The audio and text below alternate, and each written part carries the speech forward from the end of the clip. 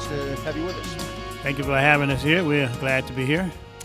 I want to talk about you as a person because those that know a little bit about you, you're a rags to riches guy. You started by pushing a broom at McDonald's, and then you ended up owning a franchise and several franchises, and then you sold them, and you've become a very successful, very wealthy businessman in Chicago. I want to go back to the early days when you were sweeping those McDonald's. Did you ever have any dream that it was going to end up where it's ended up? No, not at all. Prior to McDonald's, I was a sharecropper. 11 sisters and brothers, we picked cotton and chopped cotton for 20 cents per hour. And then we ran away from home at age 13, and we went one day in the 8th grade and never been back to schooling. And then so we went to Delray Beach, Florida, made $1.10 per hour there, to Chicago working at McDonald's.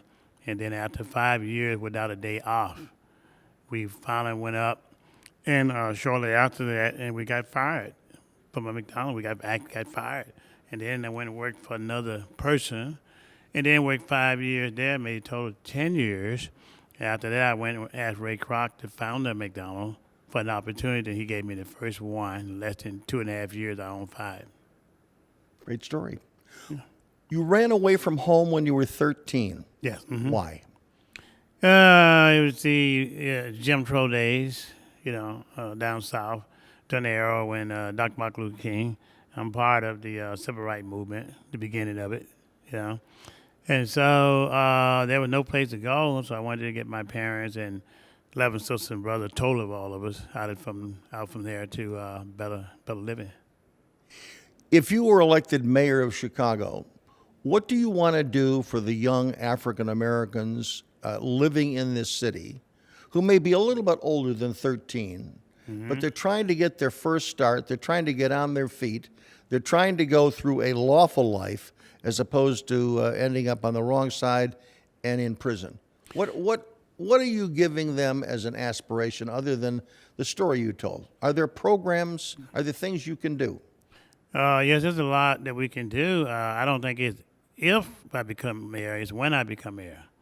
And so we're going to win this race. I feel very confident in that. My goal and my particular goal in life becoming mayor of the city of Chicago is to make sure we have equality in all 7-7 community as related to contract and job. And that way it can reflect the community, put the resources within those communities, and put trade within schools. Because even you can have the dollars there, you don't have the trade, then you still can't go nowhere, all right? The problem has been is that we haven't put the resources, the dollars, like we put in O'Hare downtown or other community. We must be able to do that. Then the violence will come down, hope will begin to come alive, open back up some of those schools that were closed down. While you're waiting for the neighborhoods to improve, what are you going to do with the violence and the fear and intimidation that exists in many communities of Chicago? I believe that once I become mayor, it's going to bring a lot of easiness in the community. Because we support right now, down to the past years, we support Caucasian, real estate taxes, getting them out of jail, as well as African American, Latina, and other nationalities, things of that nature as well. And we've been trying to bring them all together as a group. We're not using anybody else's money in this race. I put every your own money. My own money. We're not going out and asking people to give us money because we're going to be obligated to those people. We don't want that. But what do you think the individual person is going to be doing? Because for 8 years, there was an African-American president. And yet the situation for many people living in certain sections of Chicago, the African-American sections, their life didn't improve much. Violence was rampant. I mean, thousands of people were getting shot over those 8 years. So there wasn't a change in attitude when there was a black president of the United States. Why would it be different if we had you as the black mayor of Chicago? Well, the difference is here. If you check my record, you'll see all the things that we done got done into the community, black community, Caucasian community, Latino community, and another community. What are the things that you've done? Tell the audience what you've done. Well, first of all, we will pay people property taxes. When people have raised taxes on them and take their home, we went in and paid people property tax for them so they can live in their home. Right. The next thing was that we went into the county jail, and then when people in jail, these are for misdemeanor and nonviolent. When we went into jail, we got them out. So if you're in jail for $100, can't get out because you owe $100, and you've been in there for a year or 2 or 3 years, and you haven't even had a trial date set, I went in there and we got them out. We also So you put your own money where your mouth was and where your heart is. absolutely. But if you are the elected mayor of Chicago, are you going to continue to help people out of your own pocket, or what device, what pocket of money at the city level are you going to use to provide the same relief to the people who you feel need relief? Well, twofold. First of all, we're always going to continue to help people out of my pocket. Right. That ain't gonna ever stop, right? The next thing is that making sure that the dollars is being distributed equally to all 7 communities in Chicago, regardless of who you are, what color you are, sex, or whatever, right? The resources have not been put into certain communities. That caused a problem. We'll make sure we direct those dollars like they're supposed to be done and put in those communities to bring down the violence. It ain't add more police, because we've done that over and over again. More police we add, the more crime goes up. Let's try something different. If you're going to put $8.5 billion over here, well, let's take $1 billion of the dollars and put it in them 8 communities or 2. You know. What would you say will be your goal insofar as policing is concerned? What are the significant things and changes you would make to the police department? We'll make these changes. We would put, instead of 1 superintendent of police, we'll make sure we put 4. That way we divide the city up in 4 different segments. We'll make sure that equality in terms of position, job, and contract, we reflect Chicago, right? We'll make sure we put them in cars together. We'll make sure that we have, out of the 4 superintendent of police, African-American, Caucasian, Latina, and others, right? That way, then we'll take the rank all the way through to homicide, sergeant, make sure we integrate those cars, integrate those positions as well. You cannot teach a person not to be racist, but you certainly can put them together in cars so we can begin to talk and understand one another and be able to get along and be able to make sure people feel that they're being treated equally and fairly. Understand this right now. The police officers right now, the African American, the white, the Latina, they still got a problem among themselves in the police department right now.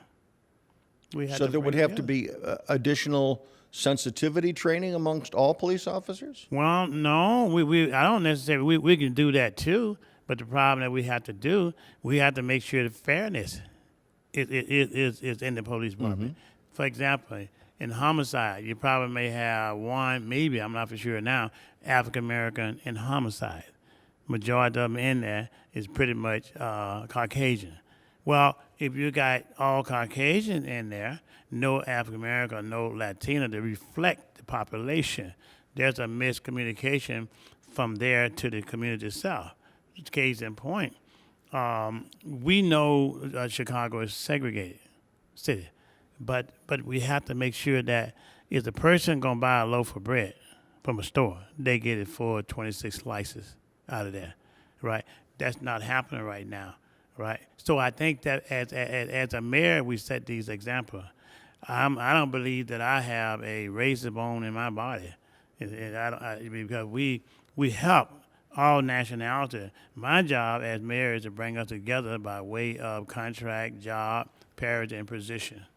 Speaking of bringing people together, if a candidate in the primary doesn't get 50% plus 1 vote, there's going to be a runoff. Everyone basically is predicting there's going to be a runoff in Chicago. So your goal right now is to be one of the persons in that runoff, which means there's going to be a variety of people who you are appearing in these forums with all over the city. Some of those people are going to be available, and you're going to want them to endorse you. Do you see a role for any of them as part of the Willie Wilson administration, that you would want them to come into government? Obviously, Susanna Mendoza has a job as the state comptroller. Tony Preckwinkle, even if she loses, is going to be the president of the county board. But, is there anybody else that you've seen on the stump that you would like to say, you know what, I'd like you to be part of my administration? And if so, who? Well, it depends on their response. They may not want to be part of my administration. But who would you like? Well, Based on what you've heard. Like some of the young people, John Kozlar? Kozlar, young Yeah. kid, got a lot of fresh new idea. Yeah. All right, you got him. You got Neil Griffin, young kid. You need them part of it as well. And so those are two I really like. But I also like, be honest with you, the some of the other one up there as well, that have the experience. Whether or not they want to serve or not, I don't know. But I do like the young people because it's their future, But I don't have any problem with none of them, but those are the first two, because the fact that Tony Preckwinkle going to want to go back to her Right. job. What's called gonna want to go to her job, At these forums, and I've been to 4 or 5 of the forums so far. You've been to virtually every one that I've been at. Bill Daley has only been to 1 forum. I don't know how many forums he's been to when you have been there, but has he been to them or not? I know he missed a lot of them, and of course some of the forum. That I didn't go to myself, but because I wasn't invited to them.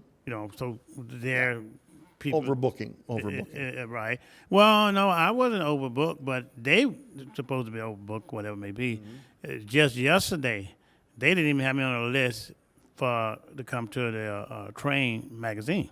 Just yesterday, but we wrote a letter. We asked why not, and they had a change of heart because people started to call in. I'm in the dead heat of people poll wise. So I don't know, but I think that some of that could have happened, and some of it could not have happened. And maybe he just didn't want to deal with it. But we tried to make them all, personally. Do you spend a significant amount of time campaigning in white or Latino neighborhoods? Absolutely right. Hey, right.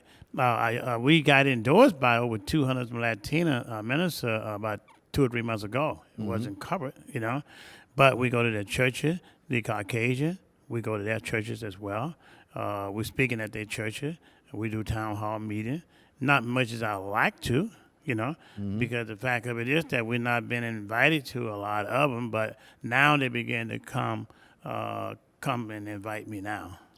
Do you believe that it is good long-term policy for Chicago to remain as a sanctuary city, and if so, why? Yes, I do, because the fact of it is I'm African American, a citizen of the United States and of Chicago. There's certain places that I wouldn't be caught myself in right now because of discrimination. I very much look. I like for the people to be all as one. I cannot discriminate against somebody else when I'm already discriminating against myself. So it'd be wrong for me to say that. If there's unemployment within the black community, are the people that are likely to take the job of an African American, are they likely to be coming from other countries because they will work for less money? No, I don't look at it that way. Because look, we all human beings, and we have to deal with. There is jobs in Chicago. You got people right now on the construction site, in the union and things of that nature is coming from Indiana and taking a job from other citizens in Chicago right now. And they're coming from Michigan. Those don't live in Chicago, but if you go on a construction site, look at different places, a lot of people are from those particular state. So they're one taking a job and blocking it out. I thought that this mayor today have not been sensitivity to certain community that caused the issue and the problem. Now, having said that, we must follow the laws of the country. We must. Do you, when you look at your life, as I mentioned, you came from virtually dirt poor, literally dirt poor. Absolutely. What's the toughest thing you've ever experienced in your life? Is there a moment, a setback, personal or professional, that really had you flat on your back? Well, that's an easy one for me, is because the fact of it is that my company that I started, 1 year we was in the manufacturing in a place called Tullahoma, Tennessee, and all of a sudden, overnight, the people from China came in and undercut the marketplace. I was talking about disposable gloves. So just like overnight, one morning I woke up, we was like $72 million in debt, like overnight. I had to step back and take a look at that. It took me 3 years to come out of that debt and to get back on my feet. We had to close down the manufacturing. We had to regroup. But at the same time, we had to realize that we still got to take care of the churches. We got to take care of the community. We still got to take care of the people on the street. So as we were borrowing money to help rearrange those things, it was tough. It was frightening, But I knew that we had to deal with it. Same way we would take Chicago and get it out of the debt that they're in now, and along with help paying the school teacher, fire department, police department pension, we can get out of that. When I tell you how we can get out of that, it's not a big thing in terms of for me to figure it out. But first of all, I get a glance at the budget. Mm-hmm. The budget is $10 billion. $7 billion is in payroll. For you to be mayor, you more likely than not, mm-hmm. you're going to have to beat someone in a runoff. At this moment in time, who do you think you're going to be facing in that runoff? Well, you know what? I really think, honest to truth, I really think I can beat it without a runoff. My polls tell me I'm way out front. My polls tell me. I got another poll coming out this Wednesday, all right? I really think it. But either way it go, I'm okay and prepared for I'm going to keep my same message. The people that is in, you look at all the candidates You're right going to win it outright. I intended to do that. You look at the people that are running now. The majority of them have been connected to some of the wrongdoing of Burke and some of the other people in the city of Chicago and their own particular position they hold. Dr. Willie Wilson, thank you very much for being with us. Thank you.